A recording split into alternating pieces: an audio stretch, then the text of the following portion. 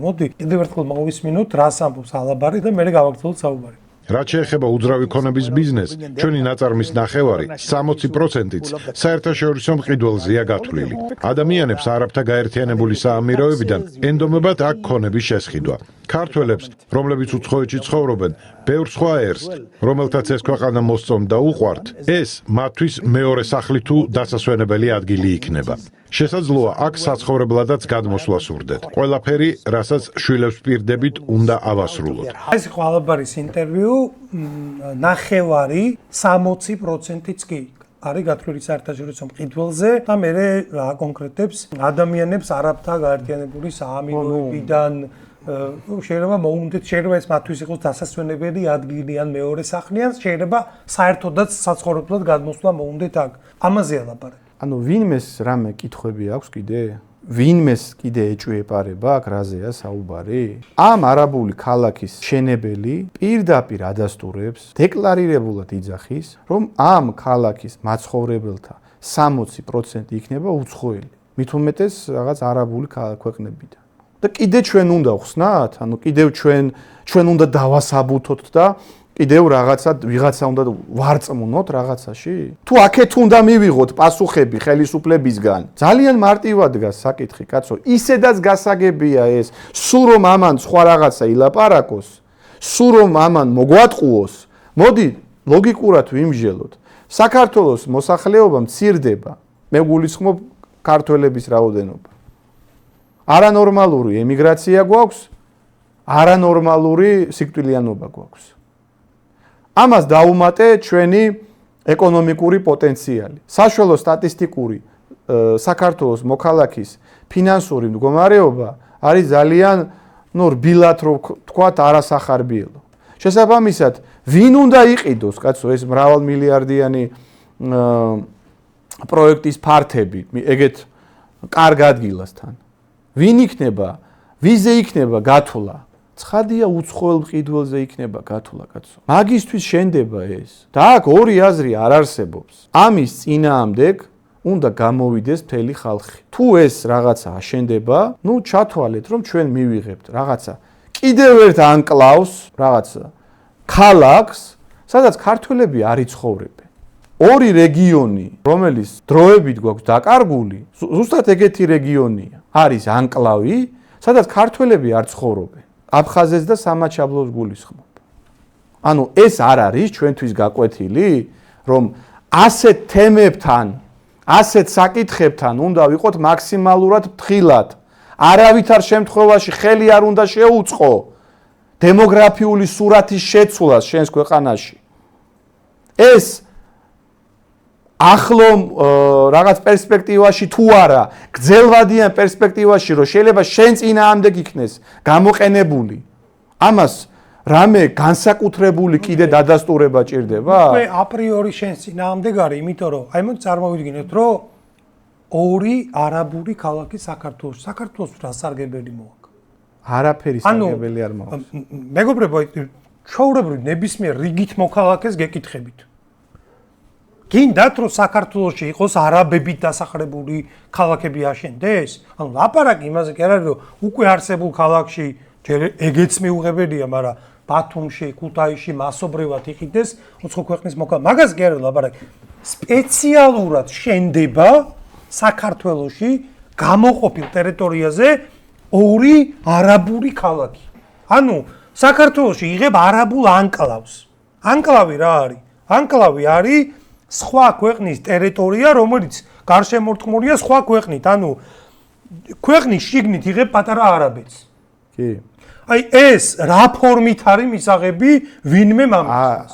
არანაირი ამის ოპტიმალური ვარიანტი არის მდგომარეობა. ჩვენი ქვეყნის პირდაპირ ღალატი. ეს არის ბომბი, რომელთან შედარებით აფხაზეთი და სამაჩაბლო იქნება მონაგონი. ჩვენ თუ ეს დაუშვით, მართლა მან თუ აშენდა ეს ქალაქი, სადაც ძირითადად ეს ხალხი თუ ჩასახდება და ეს კომპანიის ფლობელი მაგას ამბობს, კაცო. რომ ჩვენ რეკლამას გაუწევთ და მათ შორის გაერთიანებული ემირატების მოქალაქეებს მოუნდებათ საქართველოში დასახლება და ლოგიკურიცაა, კაცო, არაბული კომპანია ეხლა ნორვეგიელებს კი ვერ ჩაუტარებს PR იმებს, ღონისძიებებს. არაბული კომპანია უფრო ეფექტური და უფრო გასაგებად აუხსნის ისევ არაბებს და ისლამურ სამყაროს, ხო? მილიარდ ნახევრიან სამყაროზე გვაქვს საუბარი. არაბული სამყარო არის 9 მილიონიანი ცალკე. ანუ ძალიან ბევრი შეძლებული ადამიანი ცხოვრობს მაგ სამყაროში, ანუ 500 მილიონიან სამყაროში 10% კი არა, 5 რო იყოს შეძლებული, არის დაახლოებით 30-25% მილიონი.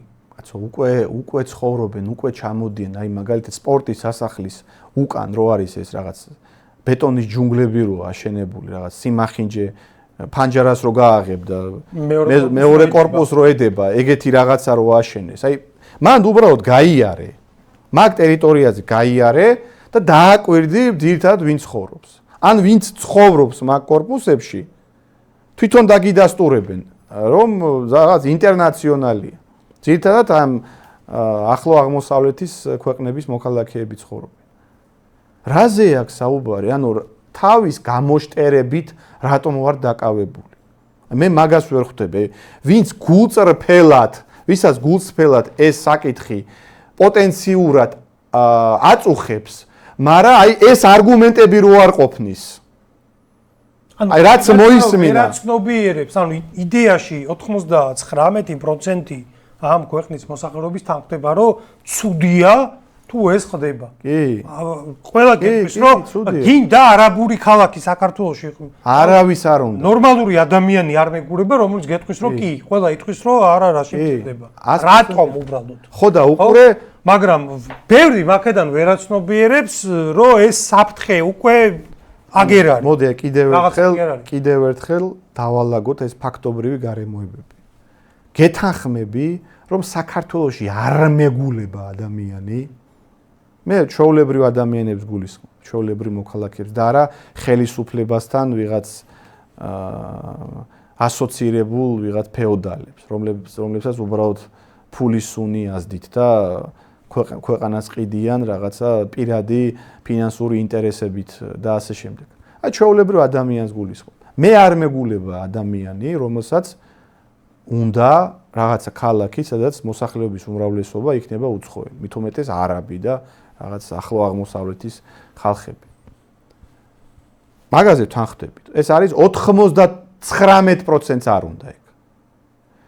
მერე თუ არ გინდა, აი მოდი აქედან დავიწყოთ. გვაქვს მოცემულობა, ეხლა ფაქტებზე გადავდივართ. გვაქვს მოცემულობა. სადაც ამ არაბული კომპანიის ფლობელი ღიად დღისით მზისით ერთ-ერთი წამყვანი ტელევიზიის ეთერში გიდასტურებს, რომ მოსახლეობის უმრავლესობა მაგ ქალაქში იცხოვრებს, უცხოელი, მათ შორის აკონკრეტებს, რომ მათ შორის გაერთიანებული ემირატების, ანუ არაბებზე აკეთებს აქცენტს. არ მალავს ამას. იცი, რომ ქართველები მცირდებით, არა ვართ მდიდრები, ანუ ვერ ვიყიდით, კაცო, იმ ახალ ქალაქში ბინებს. ჯერ ცოტა ვართ და მე ფული არა გვაქვს. ანუ შესაბამისად ეს მოცემულობაც ავტომატურად გეუბნება, რომ საერთაშორისო მყიდველზე იქნება გათვლა. და ბოლოს იგებ, რომ ამ შეთანხმების და ხელშეკრულების ყველა დეტალი არის გასაიდუმლოებული. შენი მთავრობის განკარგულებით. აი, მეტი რა არგუმენტი გინდა? მეტი რა დაგიმტკიცო, მეტი რა გითხრა? რომ დასკვნა გამოიტანო, რომ გიშენებენ ქალაქს, სადაც იცხოვრებს უცხოელი. ის აი რამდენიმე თვის წინ რომ კობახიძემ რომ დაამშვიდა ხალხი თავის ჭკუით, რომ იქ ხილსმა დაიწყო წინასწარი გაყიდვები და მხოლოდ სულ რაღაცა 40% იყიდეს. ჯერეთი მე ალაბარის უფრო მჯერა. 40%. მე რატომღაც ეგრე მჯერა, ალაბარი უფრო ამბობს სიმართლეს, ვიდრე კობახიძე, მაგრამ კაი მოდი. 5% არ მინდა. კობახიძეს დაუჯეროთ, კაცო. 40% იყიდეს მხოლოდ და ეგრო დამამშვიდებელი გონია. უკვე პრობლემა გვაქვს ხალხო. ეგეთი ხალხი მართავს ქვეყანას. შენდება ქალაქი, სადაც 40% იქნება უცხოელი და ამას გეუბნება რომ ამით გამშვიდად. ამას არ აუშავს. ანუ ესე იგი ამის გადმოსახედიდან რამდენი პროცენტი უნდა იყოს უცხოელი რომ ექსპორტის მიზეზი იყოს? რავი 80 ალბათ. ხო? 40% წარმოიდგინეთ საქართველოს დღევანდელი მოსახლეობის რო იყოს უცხოელი. აი წარმოიდგინეთ მეგობრებო, ყოველი მეორეა. ნახევარი თქვენს უბანში 10-დან 4 რო იყოს ოფიციალურად უცხოელი, არა 5% არ მინდა, 5%. კაცო, რატო უნდა შეუწყო მე და ჩემმა სახელმწიფომ და მთავრობამ ხელოვნურად რატო უნდა შეუწყოს ჩემს ქვეყანაში? სხვა ხალხის მაგრამ ეს არის ისტორიული პროცესის შედეგად. აქ ცხოვრობენ რა, მაგაძე კი არ არის ლაპარაკი. ლაპარაკი რომ ხელოვნურად რატო აკეთებ ამას? რა თქმა უნდა, აქ მე როდესაც რატო აშენებ ქალაქს, სადაც უნდა ჩაასახლო არაბები, აი გამიხსენით. ჩვენ როდესაც ვამბობთ სიტყვა უცხოელს, აქ ცხადია არ იგულისხმება საქართველოს მოქალაქე ეთნიკური სომეხი, ეთნიკური უკრაინელი, ოსი, აზერბაიჯანელი, რომელიც აქ საუკუნეების განმავლობაში ცხოვრობს. არა, ისინი ჩვენი ორგანული ნაწილი არიან სხვადასხვა ისტორიული პროცესებიდან გამომდინარე. უცხოელს მე ვგულისხმობ უცხო ქვეყნის მოქალაქეს, კაცო, რომელსაც არანაირი კავშირი არ აქვს ამ ქვეყანასთან. არც ისტორიული, არც ნათესავი წარმოშობით, არც რელიგიური. ამ რეგიონშიც არც საერთოდ სხვა არის გენეტიკურად, სხვა არის კულტურულად, იდეოლოგიურად და ასე შემდეგ, სოფხედველობით.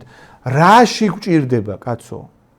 ნუ თუ ვერ ხვდებით რომ ეს ანუ მულტიკულტურალიზმის საკითხი არის ძალიან საშიში თემაა ეს. ჯერთი ჩვენი უახლესი ისტორია ამას გვეუბნება.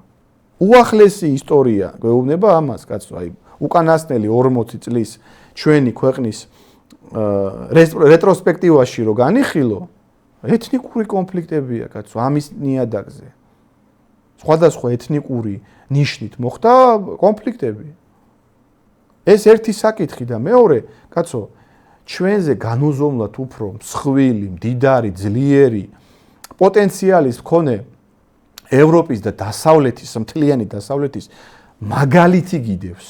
აი მაგალითი გიდევს, როგორ არ მუშაობს. გაუპატიურების მაჩვენებელი რო იყო ამას წინდა დადებული, მე მგონი 250,000 წარმოედგინე. აი კატასტროფული ციფრები. კი, ან წარმოედგინე, რაც ბრიტანეთმა ეს მიგრაცია დაუშვა, ნუ აქ 10 წლებზეა საუბარი. ამ მიგრანტებმა ბრიტანეთში გააუპატიურეს 250,000 ბავშვი. ნუ გაუპატიურებაში მან იგულისხმება მათ შორის სექსუალური სახის შევიწროება, მაგრამ რა მნიშვნელობა აქვს? ანუ რაღაც ჯოჯოხეთი ტრიალებს ამ კუთხით და კაცო, ამის წინათ მილიონი კაცი გამოვიდა ლონდონში. მილიონ კაციანი მიტინგებია უკვე. ისეთი პროცესია უკვე ევროპაში დაკოქილი, რომ იქაც ხალხი შეიძლება ლამის იარაღი აიღოს ხალხმა. აი ცირე ინციდენტზეც უკვე ძალიან რეზონანსული გამოხმაურებები მოყვება ხოლმე. აი რაღაცა მიგრანტსა და ადგილობრივ შორის რაღაც მცირე კონფლიქტი რო ხდება, უკვე მაგაზეც რეაგირებს ხალხი, იმდენად ხელშია უკვე ყველას ხელში აქვს ამოსული ეს საკითხი. და რასაც ეს მდიდარი ძლიერი სახელმწიფოები ვეღარ ინელიებენ, ვეღარ თავისი ყველანაირი გაგებით ინსტრუმენტებიდან გამომდინარე, ვეღარ უნკლავდებიან. საქართველო რანაირად გაუმკლავდება, კაცო? აი მოდი გამკლავებაზეც ვილაპარაკოთ. ნუ საფრთხე გასაგებია, არაბული ანკლავი გვიშენდება, მეგობრებო, და ლაპარაკია, რომ არ უნდა მივცეთ ამის უფლება. როგორ არ უნდა მივცეთ ამის უფლება? სამდრეში როგორია გეგმა, ანუ რა შესაძლებლობა არსებობს ობიექტურად და მე რა არის საჭირო, რომ ეს ობიექტური შესაძლებლობა ვაქციოთ რეალობად. კი ბატონო. ეხლა გადავიდეთ უკვე ჩვენ სტრატეგიაზე. რა არის გასაკეთებელი? აქ გამოსავალი არის მხოლოდ და მხოლოდ ერთი. ძალიან რეზონანსული ფართო სახალხო მოძრაობა. სახალხო მოძრაობა არაბული ქალაქების წინააღმდეგ. ზე პარტიული, ზე პოლიტიკური. ამ პროცესში, ამ მოძრაობაში უნდა ჩაერთოს ყველა. ამ შეიძლება ჩვენ ერთმანეთში რაღაცეებზე ვერ თანხდებით. მათ შორის საგარეო პოლიტიკურ ჭრილში ვინც რაღაცა შეიძლება პროდასაურერი იყოს, მაგრამ ვისაც მიაჩნია რომ აქ არაბული ქალაქი აშენდეს, ეგ იმასაც ეხება. ნიშნულ არ მაინტერესებს შენ რა საგარეო კურსი გაქვს, რა საშინაო კურსი გაქვს. საერთოდ არ მაინტერესებს. ამ საკითხში ვინც თანხდებით რომ ჩვენს ქვეყანაში არ უნდა აშენდეს არაბული ქალაქები, ეს ხალხი უნდა გაერთიანდეს. მხოლოდ და მხოლოდ ასე არის შესაძლებელი ხელისუფლების უკან დახევა. კრიტიკული მასა უნდა ვიხილოთ ქუჩებში. კრიტიკული მასა, ეს არ არის 5,000. კრიტიკული მასა არ არის 10,000. კრიტიკული მასა არის 30,000, 40,000. მხოლოდ და მხოლოდ ამ შემთხვევაში არის შესაძლებელი ხელისუფლებამ ხელი აიღოს, იმიტომ რომ ძალაუფლების დაკარგვი შეეშინდეს. თავარი ამოცანა უნდა იყოს სტრატეგიული სახით, ცხადია. უბრალოდ ბევრი უნდა ვიყოთ. საერთო ჯამში ბოლოს უნდა დაგვირგვინდეს ეს მოძრაობა რაღაცა არანორმალური რაოდენობის ხალხის ჩართულობით. ეს უნდა იყოს თავარი ამოცანა. აი სხვა რაღაცაზე არც უნდა ვიფიქროთ. ანუ ხელისუფლება რეაგირებს მხოლოდ და მხოლოდ ხალხის სიმრავლეზე. თან არა მარტო ეს ხელისუფლება, ნებისმიერი ხელისუფლება რეაგირებს ხალხის განწყობებზე, კაცო. ჩვენი ამოცანა ეს უნდა იყოს მაქსიმალურად ბევრი ადამიანის ჩართულობა ამ მოძრაობაში და ტაქტიკურ დონეზე უნდა გავაკეთოთ ყველაფერი, რომ ეს ბევრი ხალხი გამოვიყვანოთ. აი 20 სექტემბერი რატო დაიგეგმა პირველი აქცია. და ვიღაცებმა დაიწყეს წერა, რომ აი ხვალ რატო არ ატარებთ? აი მაგალითად დღეს აი ამ წვიმაში რო ჩაგვიტარებინა ეხლა აქცია, აი რაღაც. უყურეთ, შეიძლება ვიღაცა გულწრფელად წერს, მაგრამ ძალიან ბევრი ადამიანი ამას ცხადია შეგნებულად აკეთებს, რომ ხალხი დააბნიოს. უყურეთ მეგობრებო, ეხლა რამე თუ გვესმის ჩვენ და რამე თუ ვიცით მიტინგების დაორგანიზება და გაკეთება. პრაქტიკულად ჩვენი მიტინგი არ ყოფილა, რომელმაც რაღაცა შედეგი არ დადო. აი გუშინ მაგალითად 5 ივლისი იყო. და გილოცავ თქვათა შორის ძალიან მნიშვნელოვანი ისტორიული დღე იყო. ანუ პრაქტიკულად ჩვენ აქცია არ ჩაგვიტარებია, რომელსაც რაღაცა კონკრეტული შედეგი არ მოყოლოდა. რატომ? იმიტომ რომ ჩვენ ვფიქრობთ და დეტალურად ვაანალიზებთ ყველაფერს, ყველა მომენტს სკრუპულოზურ დონეზე. აქცია არ არის მარტივი რაღაცა. მით უმეტეს ამ საკითხზე, მით უმეტეს მაშინ, როდესაც მთელი სისტემა დაგიპირისპირდება ეხლა და უკვე დაიწყეს დაპირისპირება. რომ ეს მოძრაობა არ დაიქოქოს. ყველაფერს გააკეთებს სისტემა. აგენტურის მეშვეობით, თავისი პირდაპირი პროპაგანდით, თავისი ძალოვანი ყველაფერს გააკეთებს, რომ ეს მოძრაობა იყოს ძალიან პატარა მასშტაბის. ან საერთოდ აღარ დაიქოქოს. ამიტომ ჩვენ საპირისპირო უნდა გავაკეთოთ. არ შეიძლება ჩვენ ისეთი აქცია მოვაწყოთ, რომელიც არ იქნება გრანდიოზული. ეს იქნება მხოლოდ და მხოლოდ ხელისუფლების წისქვილზე წყლის დასხმა. აი წარმოიდგინე ახლა შენ მოუმზადებლად, ახლა აი ამ ზაფხულს, როდესაც დაცლილია ქვეყანა და ქალაქი, დასასვენებლად არის ხალხი წასული. არ არის ხალხი ინფორმირებული, იმიტომ რომ არავინ არ საუბრობს ამას ჩვენს გარდა ამაზე. არ შეიძლება შენ მოუმზადებლად ისეთი ნაბიჯი გადადგა, რომელიც კონტრპროდუქტიული იქნება. აი პრაქტიკაში ახლა შენ ხვალ ან ერთ კვირაში კონტრპროდუქტიული იქნება მცირერიცხოვანი აქცია. ძალიანად ეს პირველ რიგში მორალურად გაგვტეხავს. და ხელისუფლება ხვალვე იტყვის, რომ არ ყოფილხართ კაცო თქვენ ბევრნი. მეორე, არავითარ შემთხვევაში არ უნდა დაგვეუფლოს ეგეთი ინფანტილური წარმოდგენა, რომ 20-ში, რომ ჩვენ ძალიან ბევრი გამოვალთ, არა და ძალიან ბევრი გამოვალთ. 20-ში დამთავრდება ყველაფერი და დიდგორი და ვიზეიმებს და ხელისუფლება უკან დაიხევს. არავითარ შემთხვევაში უნდა მოვემზადოთ უარესისთვის და გრძელვადიანი ბრძოლისთვის.